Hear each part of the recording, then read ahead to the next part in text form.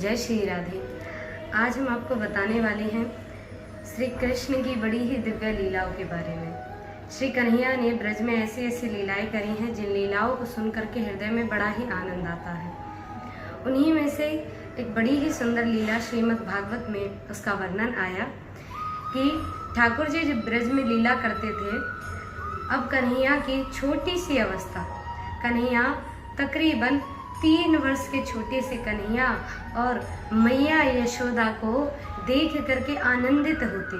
मैया यशोदा श्री कन्हैया को जब कलोल करता देखती तो मन में बड़ा ही आनंद होता, मन में ऐसा उत्साह मैया यशोदा के हृदय में जागता। देखिए, जगत के पर ब्रह्म परमेश्वर आज स्वयं एक मात्र वात्सल्य भाव में बंधे हुए हैं, एक माता के उस भाव में बंधित हैं, ग्रसित हैं। किस कारण से?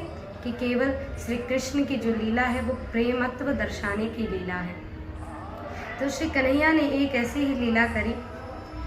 मैया यशोदा प्रातः काल दही मथने लगी, तो दही मथते समय श्री कन्हैया मैया यशोदा की चूड़ियों की आवाज़ सुन करके जग करके आई। रात्रि में मैया यशोदा कन्हैया को आंखों में काजल लगाती थी। वैसे सभी स्त्रियां करती हैं कि अपने पुत्रों को काजल लगाया करती हैं अपनी संतान को, ताकि उनकी जो आंखें हैं वो अच्छी रहें और स्वस्थ रहें। इस कारण से तो मैया यशोदा ने भी कन्हैया को काजल लगाया। अब प्रातः काल कन्हैया जैसे ही जगे, मैया की उस दही मथने के कारण हुई चूड़ियों की आवाज़ को सुन करके कन्हैया जग करके आए, दोनों हाथों से अपनी आंखों को मीड़ा और बन गई जगन्नाथ भगवान। यानी क्योंकि जो सारा काजल था वो कन्हैया के गालों पर फैल गया। अब कन्हैया जैसे ही उठ करके आए, बड़े भाव से कन्हैया को देख करके मैया यशोदा बड़ी ही सुंदर मुस्कान करती हुई कन्हैया आकर के बोले, मैया बड़ी ज़ोर से भूख लगी है, माखन दे। मैया बोली, लाला तुमको भूख लगी है तो पहले जाओ मुँह हाथ धो लो और फिर वह मटकी में से माखन ले लो। एक मटकी रखी थी बगल में। तो कन्हैया बोले, नहीं मैया, पहले हमें माखन दे और यही मटकी को दे, ताजो दे और अबई दे। मैया बोली, लाला अरे पहले जाके मुंह हाथ धो लो और अत्यधिक ही भूख लगी है तो उसमें से मटकी में से ले लो थोड़ा माखन। कन्हैया बोले, नहीं नहीं, हमें ताजा ही माखन चाहिए और यही मटकी को चाहिए।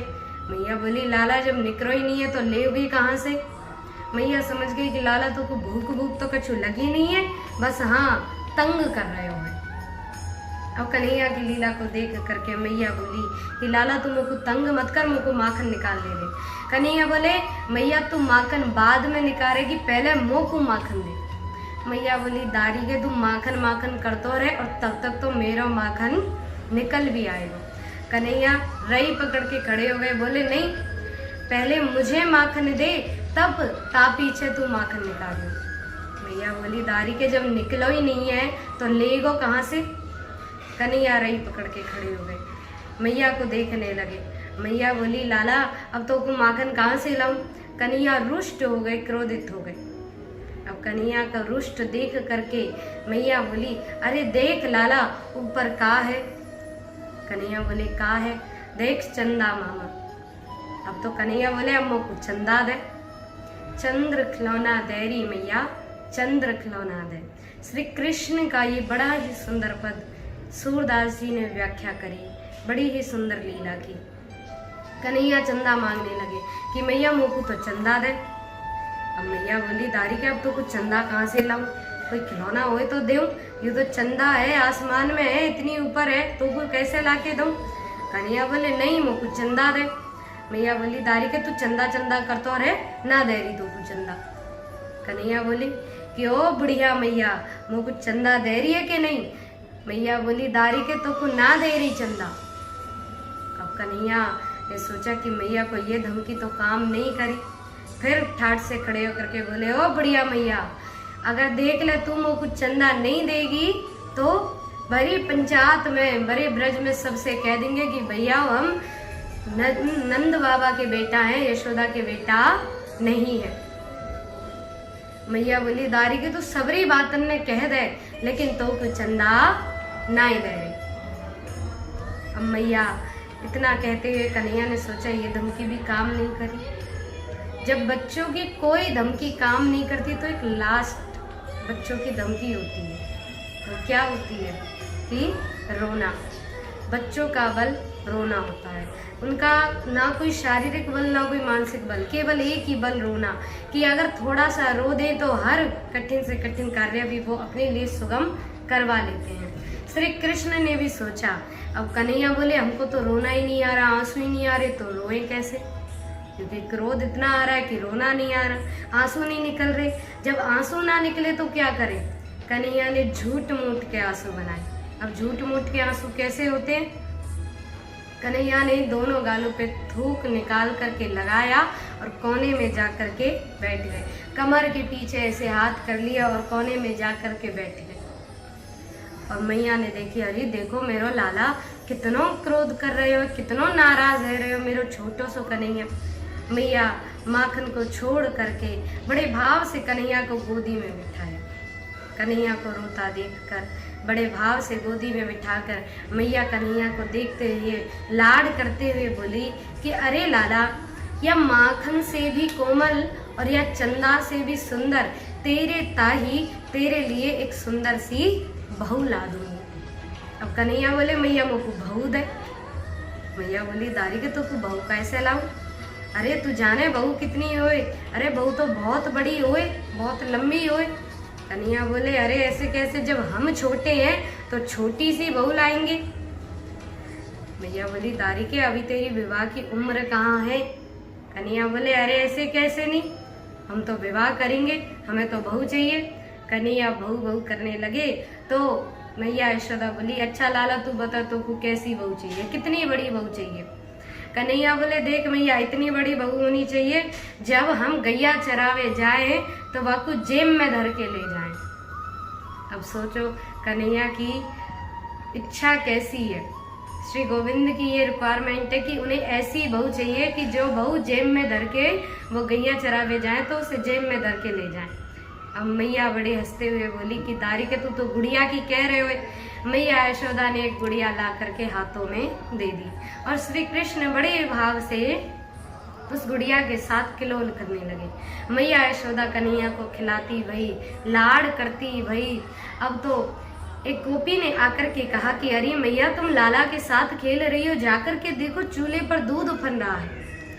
मैया ने जाकर के देखा तो देखते ही दूध को कन्हैया को गोदी से नीचे रखा और दूध को जाकर के उतारने लगी। अब कन्हैया को जैसे गोदी से नीचे रखा, पृथ्वी पर रख दिया तो कन्हैया बोले या बुढ़िया मैया को दूध प्यारो लागे पर पूत प्यारो नहीं लागे, देख कैसे छोड़ के चली गई। अभी बताऊं या बुढ़िया मैया को। अब कन्हैया ने क्या किया, मैया यशोदा जिस मटकी में दही मथ रही थी, माखन निकाल रही थी, उस मटकी में 40 सेर दही आता था, क्योंकि वो मटकी मैया यशोदा के दादी सास के समय की मटकी थी। अब कन्हैया ने एक पत्थर का रोड़ा लिया और ले करके सोचा कि मटकी में मारे। कन्हैया ने जैसे ही मटकी में मारा, अब मटकी तो फूट गई, चारों ओर दही मई, पूरे चौक में दही मई हो गया। कन्हैया ने सोचा, मैंने तो सोची खाली आवाज करेगी, आवाज की सुन को मैया आवेगी, लेकिन ये तो सच में फूट गई। माँ ने अब तक तो पिटाई करी नहीं, लेकिन अब मैया छोड़ेगी नहीं, पूरा छठी को दूध याद दिलाएगी।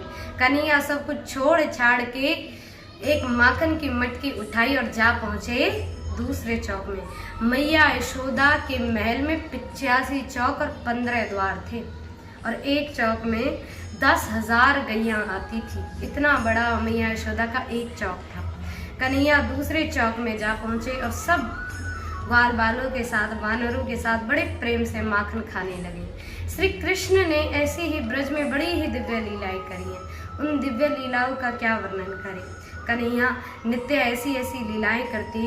देखिए श्री गोविंद की जो लीलाएं हैं वो किसी क्रिया से बंधित नहीं है, वो बंधित हैं तो केवल एक भाव से कि श्री कृष्ण की लीला सिर्फ इस भाव से हुई कि कैसे भक्तों को आनंद मिले।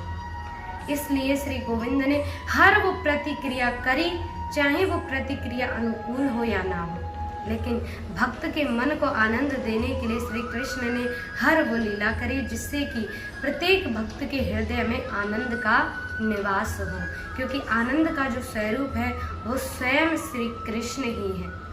सच्चिदानंद रूपाय विश्वोत्पत्त्यादि हेतवे तापत्रय विनाशाय श्री कृष्णाय वयम नमः। श्री कृष्ण को ही सत्य, चित और आनंद का स्वरूप बतलाया और तीनों तापों का विनाश करने वाले आध्यात्मिक, आदि दैविक और आदि भौतिक, इन तीन तापों को श्री कृष्ण की लीला हमारे हृदय से नष्ट करती है। इसीलिए कहा श्री कृष्ण की जो परम लीलाएं हैं उनका श्रवण करने से हमारे हृदय का, मन का संताप दूर होता है। श्री कृष्ण की अन्य लीलाओं को श्रवण करने के लिए हमारे चैनल को सब्सक्राइब करें, लाइक करें एंड शेयर करें। जय श्री राधे।